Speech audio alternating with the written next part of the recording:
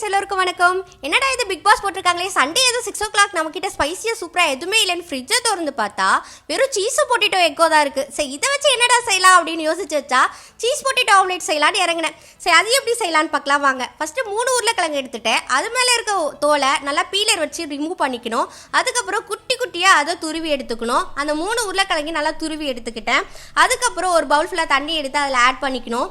Add பண்ணி நான் மூணு வாட்டி அது நம்ம கழுவி காய வச்சு 3 வாட்டி நம்ம நல்லா வாஷ் பண்ணி எடுத்துக்கணும். ஏன் இது பண்ணுறோன்னா இதுள்ள இருக்க ஸ்டார்ச் கண்டிப்பாக நம்மளுக்கு வெளியே போகணும். அப்போ தான் நம்மளுக்கு நல்லா மொறுமொறுப்பாக கிடைக்கும்.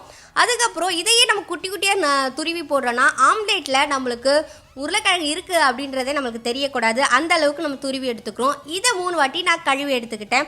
எடுத்ததுக்கப்புறம் ஃபில்டரில் போட்டு நல்லா தண்ணி இருத்தினதுக்கப்புறம் ஒரு மிக்சிங் பவுலில் ஆட் பண்ணிக்கிட்டேன். மீடியம் சைஸ் வெங்காயத்தை எடுத்து குட்டி குட்டியாக நறுக்கி அதையும் ஆட் பண்ணியாச்சு.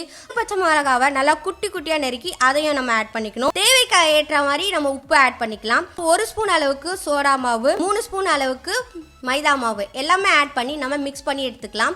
1 by 1 போட்டு நம்ம நல்லா மிக்ஸ் பண்ணி எடுத்துக்கலாம். ஏன்னா மிக்ஸ் நல்லா ஆகணும் அதனால. ஸோ இப்போ 2 ஸ்பூன் அளவுக்கு கார்ன்ஃப்ளவர் பவுடர் போட்டு நல்லா மிக்ஸ் பண்ணிக்கணும். ஸோ எல்லாமே மிக்ஸ் பண்ணி எடுத்துக்கலாம். எல்லா இன்க்ரீடியனும் 1 by 1 நல்லா கம்பைன் ஆகி வரணும். அதுக்காக தான் நம்ம இந்த மாதிரி மிக்ஸ் பண்ணுறோம். இப்போ நல்லா மிக்ஸ் ஆகி வந்துருச்சு.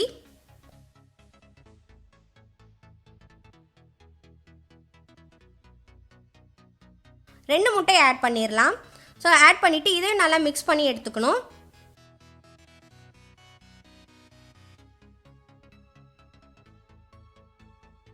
எக்கு நல்லா மிக்ஸ் பண்ணதுக்கப்புறம் சில்லி ஃப்ளெக்ஸ் நல்லா அதில் போட்டு நம்ம ஆட் பண்ணிக்கலாம்.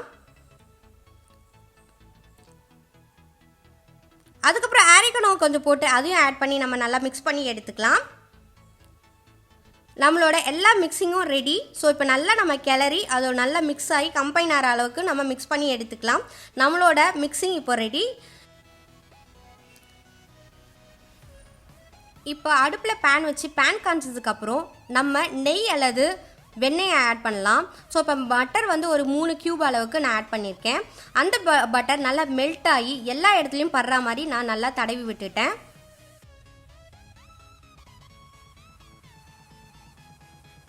இப்போ நம்ம வச்சிருக்க மிக்ஸை ஆட் பண்ணிடலாம். ஆட் பண்ணிவிட்டு நல்லா பேன் ஃபுல்லாக வர அளவுக்கு நம்ம போட்டுடலாம். நான் லைட்டாக ஆட் பண்ணதால் ரவுண்ட் ஷேப்பை வர முடியல, ஃபுல்லாக ஆட் பண்ண முடியல. நல்லாவே நிறைய போட்டுக்கோங்க. ஸோ இப்போ இது வேக வைக்கணும். நல்லா மூடி வேக வச்சு எடுத்துக்கலாம்.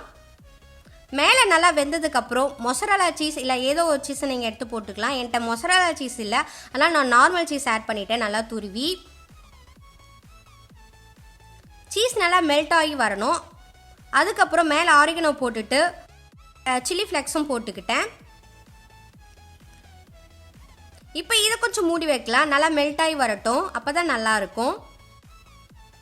அவ்வளோதான் ஃப்ரெண்ட்ஸ், நம்மளோட cheese potato omelette ready. So இதை கண்டிப்பாக உங்கள் வீட்டில் செஞ்சு பாருங்கள். செஞ்சு பார்த்து கமெண்ட் செக்ஷனில் வந்து கண்டிப்பாக சொல்லுங்கள். இந்த வீடியோ கண்டிப்பாக உங்களுக்கு பிடிச்சிருக்கோன்னு நினைக்கிறேன். சப்ஸ்கிரைப் பண்ண மறந்துடாதீங்க, ஷேர் பண்ணுங்கள், பெல் ஐக்கானை ஹாலில் போடுங்க. தேங்க்யூ ஃப்ரெண்ட்ஸ், பாய்.